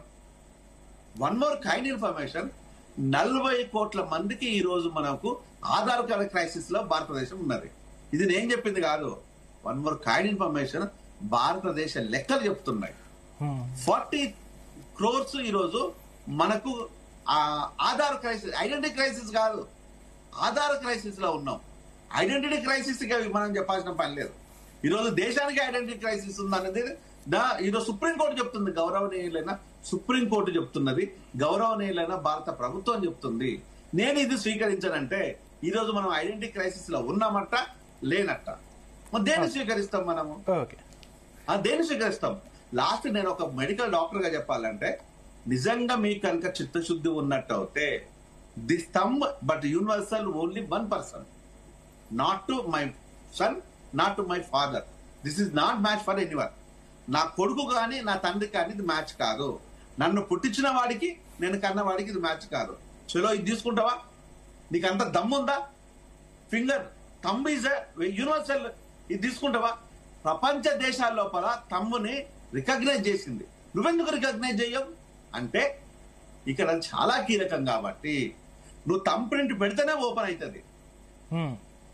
మరి అది ఓపెన్ చేసి పెడతావా? ఈరోజు అనేక దేశాల్లో లోపల ఈరోజు లాస్ట్ కు ఎంట్రీ ఎగ్జిట్ లోపల థంబ్ ప్రింట్ తీసుకొచ్చిండ్రు. మరి దేశాన్ని కాపాడుకునే ఒక పౌరుడు విషయం లోపల తమ్మును ఎందుకు రికగ్నైజ్ చేయవు? నేను దీన్ని ప్రశ్నించాను, దీన్ని నేను అడిగాను. అవును ఇది బెటర్ కదా, దీన్ని ఎవడు మార్చలేడు కదా అని అంటున్నారే తప్పితే ఎవడు దీని మీద డిస్కషన్ పెట్టట్లేదు. ఎందుకు అంటే మనకు ఇది రేపు ఏ క్రైసిస్ వస్తుందో, రేపు ఎంత వ్యతిరేకమైన వస్తాయో అన్ని ఈ ఇబ్బందులు అన్ని రాజకీయ పార్టీలు ఫేస్ చేస్తున్నాయి. Not only BJP. నేను బీజేపీ ఒక్కటే తప్పు పట్టట్లేదు. ఆల్ ద పొలిటికల్ పార్టీస్ ఈ పాపంలో భాగమే. ఇంట్లో పుణ్యం కట్టుకున్నాడు ఎవరు లేరు. ఇది దీంట్లో అత్యధికంగా భాగాలు ఎవరికి ఉన్నాయంటే ఒకవైపు కాంగ్రెస్, ఇంకొక వైపు బీజేపీ. ఎందుకంటే ఇవి జాతీయ పార్టీలు కాబట్టి దీన్ని మీరు చిత్తశుద్ధి ఉన్నట్టు అయితే ఫస్ట్ సిటిజన్ ఐడెంటిటీ క్రైసిస్ నుంచి బయట అయ్యండి, దాని తర్వాత మాట్లాడండి. అంటే ఇది తొత్తున ఆగిపోతుంది. దీన్ని అడిగే దమ్ము ఏ ఒక్క రాజకీయ నాయకుడికి లేదు, ఏ ఒక్క రాజకీయ నాయకుడికి లేదు, నాట్ ఈవెన్ సింగిల్ పొలిటీషియన్ కు లేదు. ఎందుకు అంటే దీని మీద డిపెండెంట్ గా ఉన్నది అన్ని ప్రభుత్వంతో ఎంజాయ్ చేసిన ప్రతి ఒక్కడు డిపెండెంట్ గా ఉన్నాడు. నీకు ప్రభుత్వంలో లేకపోతే మనం ఏం చేయలేం. కానీ ప్రభుత్వంలో ఉన్న అన్ని పార్టీలు ఈ మోసాన్ని ఎంజాయ్ చేసిన వాళ్ళే. దీన్ని కాదని ఎవరైనా అంటారో చెప్పండి, నేను డెఫినెట్ గా నేను దానికి ఆన్సర్ చేయగలుగుతాను. ఓకే, నరసింహారెడ్డి గారు. మొదలుగా నేను ఇప్పుడు ఇందాక శ్రీనివాసరావు గారు అన్నట్టు 30 లక్షల ఓట్లు మమతా బెనర్జీ తిరిగి తెచ్చింది అనేది పచ్చి అబద్ధం. ఫస్ట్ కాంగ్రెస్ అబద్ధాలు చెప్పుడు మానేయాలి. సెకండ్, ఇప్పుడు ఎస్ఐఆర్ పారదర్శకంగా లేదన్న వారికి కూడా సమాధానం నేను ఇచ్చిన. ఏమని ఇచ్చిన? BLA1, BLA2, BLA1 constituency level, BLA2 booth level ఖచ్చితంగా అపాయింట్ అయి ఉంటారు. కాబట్టి ఒకవేళ ఏదైనా ఒక పార్టీ వాళ్ళకు అనుకూలంగా ఓట్లు తీయాలనుకున్నప్పుడు అక్కడ ఉన్న ఇతర 5-6 పార్టీల BLA2 ఎవరైతున్నారో వాళ్ళు అబ్జెక్షన్ చేయొచ్చు, వాళ్ళ ఓట్లు రాపియచ్చు. 2, రెండోది సుప్రీంకోర్టుకి చాలా మంది కూడా పోవడం జరిగింది. సుప్రీంకోర్టు కూడా క్లియర్ గా చెప్పింది SIR is mandatory, it's a regular constitution process, it's not something different one and something new thing. So ఇది ఎవ్రీ 20-25 ఏళ్ళకి నడుస్తూనే ఉంది, అయితేనే ఉంది. మీరు దీన్ని తప్పుదో పట్టించుకుంటా బీజేపీ ఓట్లు తీసేస్తుంది. మరి అట్లాంటి ఏఐడిఎంకే గెలవాలి కదా తమిళనాడులో, గెలవలే. అట్లాంటే ఇప్పుడు కేరళలో కాంగ్రెస్ గెలిచింది, కాంగ్రెస్ గెలుస్తేనేమో మంచిది, గెలవకుండానేమో చెడ్డది. ఈ విధంగా తప్పులని ప్రజల్ని తప్పుదో పట్టించుకుంటా గెలిచినప్పుడల్లా మేము కష్టపడ్డామంటారు, ఓడిపోయినప్పుడల్లా ఈవీఎం పనిచేయలే అంటారు. ఇట్లుంటది ఇలా పరిస్థితి. ఇంకోటి మనందరం గుర్తుపెట్టుకోవాల్సింది ఏంటంటే ఇది 100 రోజుల ప్రాసెస్. ఏదో రాగానే డాక్టర్ జయరాం గారు ఓటు తీసేసారు అన్నట్టు ఉండదు. There will be a draft list published after 30 days. Then you have 30 days time to give your complaints. నా ఓటే పోయింది, నేను అడుగుతా, నా ఓటు పోయింది బాబు, నేను ఈయన ఉంటున్నాను అంట. They will give you. మళ్ళా తర్వాత లిస్ట్ వచ్చిన తర్వాత there is 1 more 30 days time. So total 100 days time ఉంది. సో అందుకే ఇవాళ ప్రభుత్వ అధికారులు కూడా అందరు ఏమంటారు అంటే సెంట్రల్ గవర్నమెంట్ అంటారు, బిఎల్ఓలు, ఎంఆర్ఓలు, ఆర్డీఓలు ఎవరు ఆధీనంలో పనిచేస్తారో ఇక్కడ ఉన్న ప్రతి ఒక్కరికి తెలుసు, అందరు విఘ్నులు. ఓకే, సో ఓన్లీ బీజేపీ వచ్చి ఓటు తీసేస్తుంది అంటే అది కాని పని. అక్కడ ఎంఆర్ఓ ఉంటాడు, ఆర్డీఓ ఉంటాడు, బిఎల్ఓ ఉంటాడు, దానిపైన కలెక్టర్ ఉంటాడు. There is a system. So system పరంగా పనిచేసుకుంటది. ఏదో మైనారిటీ ఓట్లు తీసేస్తున్నారు అంటే ఒకవేళ వాళ్ళ తాత వాళ్ళ నాయన అందరు ఇన్నే ఉంటే ఓట్లు ఎందుకు ఏం పోవు.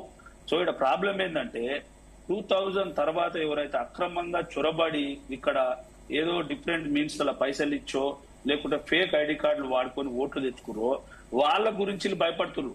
మైనారిటీ ఓట్లు పోతే అంటే మైనారిటీ ఓట్లు పడేది ఎవరికి అందరూ తెలుసు. సో వాళ్ళు భయపడుతున్నారు, అరే మా ఓట్లు పోతాయి. నువ్వు ఎందుకు భయపడతావు? If is a Indian citizen you don't have any problem. So మీ టెన్షన్ అంతా ఏంటంటే ఇండియన్ సిటిజన్ కాని వారి ఓటు ఏడబోతుందో, మా ఓట్లు ఏడబోతాయో అని అలా భయం. డాక్టర్ గారు జయరాం గారు మీరు గుర్తుపెట్టుకోవాలి, ఇక్కడున్న ఇండియన్ సిటిజన్ ఓటు ఏ ఒక్కటి కూడా పోదు.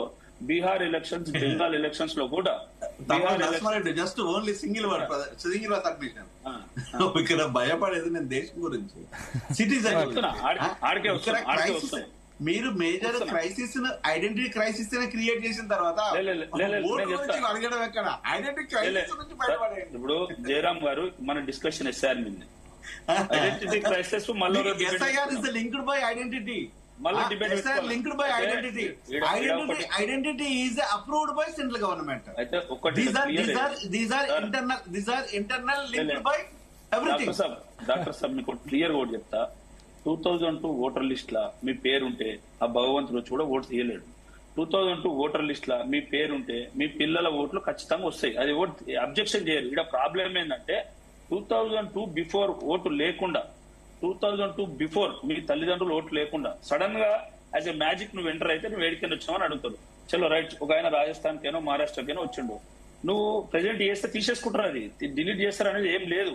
ఇక్కడ ఒక తప్పుదో పట్టిస్తారు రాజకీయ పార్టీలు. ఏంటంటే డిలీట్ చేస్తారు, అట్లా డిలీట్ చేయడానికి ఉండదు. దానికి ఒక ఫామ్ ఉంటది, ఆ ఇంటికి పోయి నోటీస్ చేయాలి, 2 సార్లు నోటీస్ సత్కేయాలి, ఆడ ఎవరు లేరంటే ఆ ఇంటి ఓనర్ని అడగాలి. There is a process. So ఆ ప్రాసెస్ ఫాలో అయ్యే ఎస్ఐఆర్ అవుతుంది. ఓటర్ లిస్ట్ క్లీన్ అయినందుకు ఇవాళ బెంగాల్లో గానీ తమిళనాడులో గానీ మంచి గుడ్ రిజల్ట్స్, మంచి ఓట్ పర్సెంటేజ్ వస్తుంది. ఇప్పుడు ఇవాళ బీజేపీ గెలవలే తమిళనాడులో, అయినా కానీ మంచిగా జరిగింది అంటున్నాం మనం. బీజేపీ గెలిచిన కాడనే అంటలేం కదా. సో కొన్ని రాష్ట్రాల్లో బీజేపీ గెలుస్తుంది, గెలుస్తలేదు.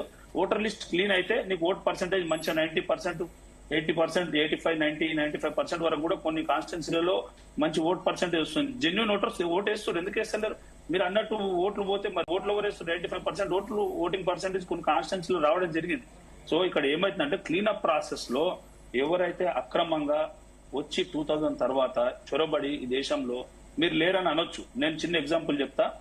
హైకోర్టుకి తెలంగాణ పోలీస్ డిపార్ట్మెంటే చెప్పింది ఏమని, అక్రమంగా బాలపూర్ ప్రాంతంలో 6,000 మంది రోహింగ్యాలు రా, 6,000 మంది రోహింగ్యాలు అని పోలీస్ డిపార్ట్మెంట్ చెప్పింది. వాళ్ళని ట్రేస్ చేసి బయటికి పంపలేకపోతుంది.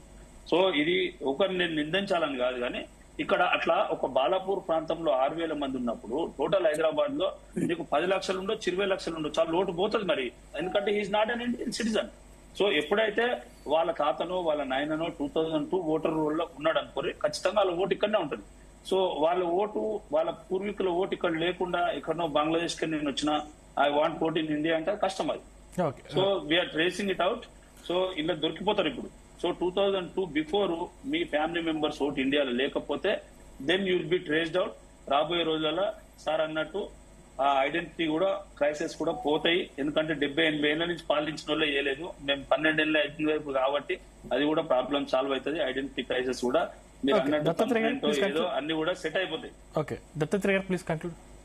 ఇప్పుడు బీజేపీ నాయకులు పదే పదే రోహింగాలు హైదరాబాద్ లో గానీ, బాలాపూర్ లో గానీ, లేకపోతే ఓల్డ్ సిటీలో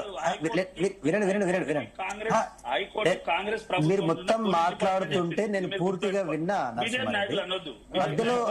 మధ్యలో అనకండి, నేను చెప్తున్నాను. మీ నాయకుడు బండి సంజయ్ గారు స్టేట్మెంట్ ఇచ్చారు. ఇవాళ కేంద్ర పోలీస్ డిపార్ట్మెంట్ చెప్పింది. వినండి బ్రదర్, నన్ను పూర్తిగా నా మాట ఆబ్జెక్షన్స్ ఉంటే you can raise your voice, but మధ్యలో డిస్టర్బ్ చేయకండి. నేనేమంటున్నా, ఇవాళ ఈ దేశంలో కేంద్ర హోంమంత్రిగా అమిత్ షా గారు ఉంటే, కేంద్ర హోంమంత్రిత్వ శాఖకు సహాయ మంత్రిగా బండి సంజయ్ గారు ఉన్నారు. ఆయన ఈ మాట మాట్లాడడానికి ఆయనకి ఎట్లా నోరు వస్తుందని నాకు అర్థం కాదు. రోహింగాలని మీ పెంచి పోషించడానికి తెలంగాణ రాష్ట్రమో లేకపోతే భారతదేశమో ఇదేమన్నా పునరావాస కేంద్రం కాదు. అరే మీకేమైనా డెకోరియం, కామన్ సెన్స్ ఉందా? నరసింహారెడ్డి గారు మాట్లాడుతున్న తర్వాత విన్నాక మాట్లాడమని చెప్పినా కదా. నేనేమంటున్నా, పూర్తిగా విన్నాక మాట్లాడు. మన బండి సంజయ్ గారిని అంటే అంత ఉలికి పడతా ఉన్నావు. దేశంలో చాలా అంశాలు ఉన్నాయి మాట్లాడాలంటే. నేను ఇవాళ సర్ విషయానికి వస్తే, సర్ విషయంలో రోహింగాలు ఉన్నారని మీరు అంటున్నారు, లేకపోతే మొత్తం ప్రభుత్వాల్లో ఉన్నటువంటి అధికారులు చెప్తా ఉన్నారు. మరి ఏం చేస్తున్నారు రోహింగాలను పంపించకుండా? కేంద్ర హోంమంత్రిత్వ శాఖకు సంబంధించిన తెలంగాణ రాష్ట్రానికే సహాయ మంత్రి ఉన్నాడు. ఆయన ఎప్పుడైనా పోయి రోహింగాల దగ్గర పోయి చాలా నడునరాబాయ్ అని చెప్పి అందరినీ గంపగుత్తగా పంపించి ట్రైన్ బుక్ చేసో, బస్ బుక్ చేసో, లేకపోతే ఫ్లైట్ బుక్ చేసో బంగ్లాదేశ్ బార్డర్ దాటియలేదు. మరి భారత్ బార్డర్ దాటించి బంగ్లాదేశ్ కో ఇంకెక్కడికో పంపించలేదు. మరి ఇట్లాంటి చర్యలు చేయకుండా ఏదో రోహింగాల పేరు మీద చెప్పి ఇక్కడ ఉన్నటువంటి మైనార్టీలను ఇబ్బంది పెట్టద్దు. నేను అనేది ఏంటంటే, ఇక్కడ పుట్టినోడు ఆడు హిందూ అయినా, ముస్లిం అయినా, క్రిస్టియన్ అయినా వాడు ఇండియనే. వాడికి ఇంతకుముందు జయరామ్ సార్ చాలా స్పష్టంగా చెప్పిండు. జయరామ్ అన్న ఏమన్నాడు? ఐడెంటిటీ క్రైసిస్ ఉంది ఈ భారతదేశంలో. మాలాంటి వాళ్ళకు కూడా ఐడెంటిటీ క్రైసిస్ ఉంది. వారు ఈవెన్ దో ఇంటెలెక్చువల్స్. నేను ఉస్మాన్ యూనివర్సిటీలో పిహెచ్డి చేసిన, జయరామ్ గారు డాక్టర్ అయినా, పుట్టినటువంటి కులము, పుట్టినటువంటి మన రిలీజియన్ ని బట్టి ఇవాళ ఈ దేశంలో గౌరవ మర్యాదలు దొరుకుతున్నాయి తప్ప నీకున్న చదువుకో, నీకున్నటువంటి జ్ఞానానికో, నీకున్నటువంటి పోస్టుకో మర్యాదలు దొరకట్లేవు. కాబట్టి ఐడెంటిటీ క్రైసిస్ ఉంది. మీరు చేయండి. ఒకే దేశం ఒకే రేషన్ కార్డు అంటున్నారు, సంతోషం. ఒకే దేశం ఒకే ఓటర్ కార్డు అంటున్నారు, సంతోషం. ఒకే దేశం ఒకే సామాజిక వర్గం అని చెప్పండి. మీరు అందరం ఒకే వర్గం అని చెప్పండి. ఎందుకు చెప్పలేకపోతున్నారు? దేశాన్ని మతం పేరు మీద, కులం పేరు మీద, వాళ్ళ మణిపూర్ లాంటి ప్రాంతాల్లో, ఇంకా మైనారిటీ వర్గాలు ఉన్నటువంటి రాష్ట్రాల్లో ఎందుకు ఇవాళ ఈ రక్తపాతం జరుగుతా ఉంది? ఎందుకు మహిళలను వ్యవస్థలను చేసి ఇవాళ భారతదేశంలో ఇంకోటి చనిపోయినటువంటి మహిళ ఏ వర్గానికి చెందితే ఆ వర్గానికి చెందినటువంటి మహిళల మాన ప్రాణాలను బట్టి, పుట్టిన కులాన్ని బట్టి, మతాన్ని బట్టి గౌరవ మర్యాదలు దొరుకుతున్నాయి. వాళ్ళకు లాస్ట్ రిచువల్స్ జరుగుతా ఉన్నాయి. ఇది చాలా దారుణం కదా నరసింహారెడ్డి గారు. తెలంగాణ రాష్ట్రంలో ఒక టేకు లక్ష్యమైనటువంటి మహిళ మీద దాడి జరిగితే దాన్ని ఈ రాష్ట్ర ప్రభుత్వాలు కానీ, లేకపోతే రాష్ట్రంలో ప్రభుత్వ ప్రతినిధులు ఎవరు కూడా స్పందించారు. కానీ ఒక ప్రియాంక అనేటువంటి అమ్మాయి మీద జరగగానే దిశ అనేటువంటి చట్టమే ఊడిపడుతుంది వాళ్ళ ఈ దేశంలో. ఇట్లాంటి వాటి మీద మేము మాట్లాడితే మీకు ఇవాళ సగ విద్రోహ శక్తులాగా కనిపిస్తాము, లేకపోతే ఇంకోలాగా కనిపిస్తాం. నేనేమంటా ఉన్నా అంటే, చట్టమైన, ప్రభుత్వమైన, దేశాన్ని పాలించేవాడైనా, రాష్ట్రాన్ని పాలించేవాడైనా అందరినీ సమానంగా చూసే ఐడెంటిటీ రావాలనేది మా వాదం. అందరికీ ఒకే రకమైన ట్రీట్మెంట్ ఉండాలనేది మా నినాదం. అంటున్నాం. శ్రీనివాస్ గారు,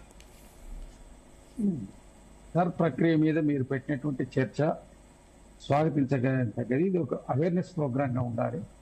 పార్టీల మధ్య విమర్శించుకోవడానికి వేదిక కాకూడదు. కానీ మనం సరే చాలా వరకు అర్థవంతంగానే చేసినాం. నరసింహారెడ్డి గారు కానీ, దత్తాత్రేయ గారు కానీ ఆ ప్రక్రియను వివరించడానికి ప్రయత్నం చేశారు. మేము కూడా ఎంతో కొంత ప్రయత్నం చేసినాం. జయరామ్ గారు స్పష్టంగా వారికి ఉన్నటువంటి దేశవ్యాప్తంగా ఉండాల్సినటువంటి అవసరాల మీద వారు స్పష్టత ఇచ్చింది. అది సరి అయినటువంటి సూచన. అయితే నరసింహారెడ్డి గారు మాట్లాడుకుంటూ 30 లక్షల ఓట్లు బెంగాల్లో, ఇప్పుడు మీరు సుప్రీంకోర్టు రీఎంటర్ కొన్ని ఓట్లను చేసింది. అది ఎంత సంఖ్య అన్నది you go according to the record. I'm not contradicting that. But only thing ఏంటంటే, ఇక్కడ ఐడి ప్రూఫ్ గురించి జయరామ్ గారు చెప్పిన దానికి ఒక్కదానికి నేను చిన్న వివరణ ఇస్తాను. ఆధార్ కార్డును ఇచ్చే ప్రయత్నం చేసి ఈ దేశంలో ఒక గాడి పెట్టే ప్రయత్నం యూపీఏ ప్రభుత్వంలోనే జరిగింది కదా. ఐడెంటిటీ, ఒక దేశానికి ఒక ఐడెంటిటీ కావాలి, అందరికీ యూనిక్ ఐడెంటిటీ ఉండాలనేటువంటి ప్రయత్నం ఆధార్ తోటి ప్రారంభించింది యూపీఏ ప్రభుత్వంలోనే కదా. 2011లో 10-11 ప్రాంతాన మొదలైంది ఆధార్. దాన్ని ఓటరుకు అనుసంధానం చేయడం లోపల కానివ్వండి, దాన్ని సింగ్లేజ్ చేయడానికి తర్వాత వచ్చినటువంటి ప్రభుత్వాలు సరైనటువంటి చర్య తీసుకోలేదు. భారతీయ జనతా పార్టీ ప్రభుత్వం 12 సంవత్సరాలుగా కనుక మీరు కృషి చేసుంటే ఇవాళ ఈ సర్ ప్రక్రియ ఇంత ఇంత విస్తారంగా చేయాల్సిన అవసరం ఉండేది కాదు. ఎట్ ది సేమ్ టైం మీకు అందరికి కూడా ఈ యొక్క సంశయాలు వచ్చేటువంటి అవకాశం వీళ్ళకి కాదు. 12 సంవత్సరాలుగా మీరు సింగిల్ ఏదైతే ఆధార్ను 11లో తెస్తే 13, 14, 15 వరకు దాని సరిగ్గా నమోదు కాలేదు. ఈ రోజు కూడా 25 to 35% వరకు ఇంకా ఆధార్ టోటల్ లేని వాళ్ళు ఉన్నారనేటువంటి అధికారం లెక్కలు. మరి ఇక్కడ కూడా కేంద్ర ప్రభుత్వం ఫెయిల్ అయింది. ఇప్పుడు దీన్ని చేయబట్టి అనేక మందికి అనేక రకమైనటువంటి ఇబ్బందులు ఏర్పడ్డాయి. ఆధార్ని ఇమీడియట్ గా వాళ్ళ స్వచ్ఛందంగా నమోదు చేసుకోమని చెప్పారు. దానికి ఒక డ్రైవ్ తీసుకోండి, నేషనల్ వైడ్ డ్రైవ్ తీసుకొని ఆధార్ చేయండి. దానికి ఒక యూనిక్ కార్డు చేయడానికి ఉన్నటువంటి ఈ బ్యాంకు అకౌంట్స్ కానీ ఆస్తుల వివరాలు కానీ హైడన్ చేసి అవసరమైన దగ్గర ఇప్పుడు ఓటీపీ సిస్టమ్ ఉంది, దానికి ఇంకొద్దిగా దానికి సెక్యూర్డ్ సిస్టమ్ ని ఇంప్రూవ్ చేసి ఉన్నటువంటి దాంట్లో చేయాలి. కేవలం మన పార్టీని, భారతీయ జనతా పార్టీని విమర్శించుకోవడానికి, కాంగ్రెస్ ని విమర్శించడానికి 75 ఏళ్ల కింద జరిగిన నెహ్రూ ప్రక్రియ గురించి మాట్లాడడానికి వాళ్ళకి సమయం సరిపోతలేదు. ఇక వాళ్ళు ఇప్పుడు ఈ ప్రక్రియలు చేయలేదు. రోహింగ్యాల గురించి ఒకే ఒక మాట చెప్తా. పోయినసారి జిహెచ్ఎంసీ ఎన్నికల ముందు బండి సంజయ్ గారు, ఇప్పుడు కేంద్ర హోం సహాయ మంత్రిగా ఉన్నటువంటి బండి సంజయ్ గారు, మేము ఇప్పుడు జిహెచ్ఎంసీ ఎన్నికలు కాగానే సర్జికల్ స్ట్రైక్ చేసి రోహింగ్యాలను తీసేస్తామన్నారు. మరి ఇప్పుడు కేంద్ర హోం సహాయ శాఖ మంత్రి ఉన్నావు, నువ్వు సర్జికల్ స్ట్రైక్ చేయమని మేము అంటలేము. నువ్వు తీసుకున్న చర్యలు ఏంటివో అడుగుతున్నాం. 5 సంవత్సరాల కింద చెప్పినారు, మళ్ళీ 4 రోజులు అయితే జిహెచ్ఎంసీ ఎన్నికలకు పోతున్నాం. మరి ఏం చేసినారు దానికి? ఇంతవరకు బండి సంజయ్ గారు అధ్యక్షతలుగా చెప్పిన విషయం, ఆయనకు వాళ్ళ పార్టీ అవకాశం ఇచ్చి కేంద్ర హోం సహాయ మంత్రిగా ఇచ్చారు. మరి ఏం చర్యలు చేపట్టినారు రోహింగ్యాలను తీసేయడానికి? దేశద్రోహులను ఏ పార్టీ కూడా ప్రోత్సహించదండి. కాకపోతే ఏంటంటే ఆ పేరు మీద సామాన్యుడికి అన్యాయం జరగకూడదు, ఆ పేరు మీద కామన్ మ్యాన్ ఇబ్బంది పడకూడదు అని కాంగ్రెస్ పార్టీ యొక్క వైఖరి. అయితే ఇప్పుడు అన్నట్టు కూడా నేను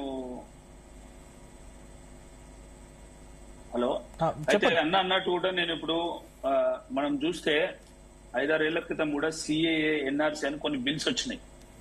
కాకపోతే దేశవ్యాప్తంగా ఇప్పుడు మనం ఈ చర్చలో చాలా పాజిటివ్ గా మాట్లాడుతున్నాం. ఏమని, దేశ వ్యతిరేక ఎవరున్నా కానీ వాళ్ళని బయటికి పంపాలి, ఇవన్నీ బాగానే ఉన్నాయి. కాకపోతే పార్టీ లైన్స్ లలో కూడా ఎజెండా అదే ఉండాలి. సిఏఏ, ఎన్ఆర్సీకి వ్యతిరేకించినాయి కొన్ని పార్టీలు. So NRC, national registry of citizenship అనేది ఆ రోజు దాన్ని సాఫీగా జరగనిచ్చినుంటే ఇవాళ అన్నగారు అన్నట్టు ఐడెంటిటీ లేకుంటే సిటిజన్షిప్ సంబంధించిన ప్రాపర్ డాక్యుమెంటేషన్ అయ్యేదేమో.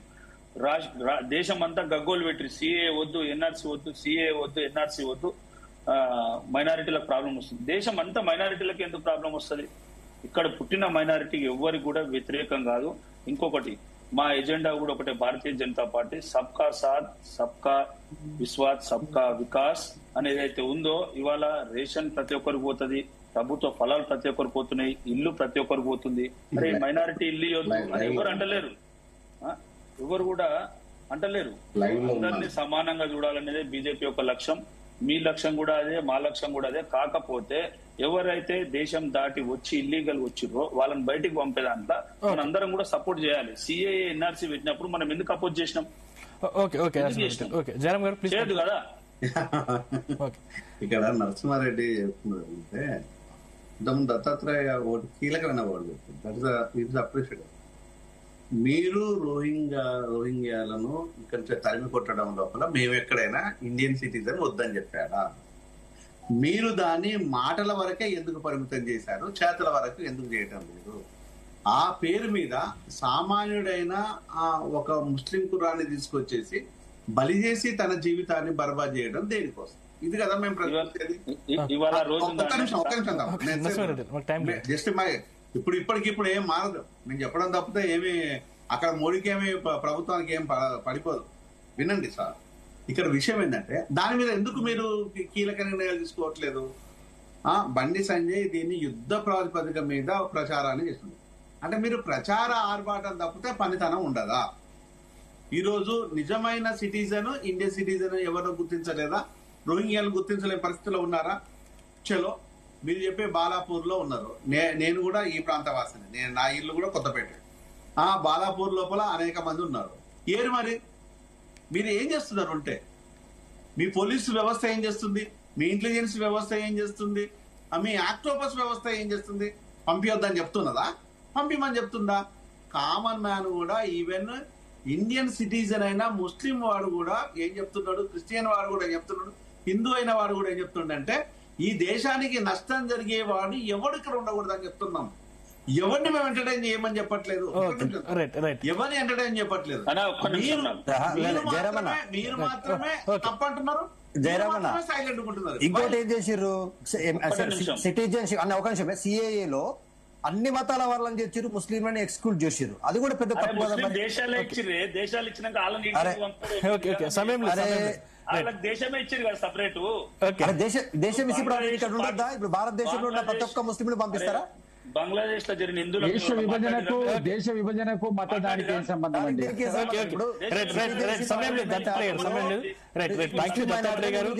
నరసింహారెడ్డి గారు, శ్రీనివాసరావు గారు, జయరామూర్, థ్యాంక్ యూ అండి. చర్చలో మాతో పాటు పాల్గొనేందుకు ధన్యవాదాలు. మొత్తం మీద ఇవి ఈ రోజు డిబేట్లోని అంశాలు. చూస్తూనే ఉండండి జీ తెలుగు న్యూస్. నిజం నిక్కచ్చిగా.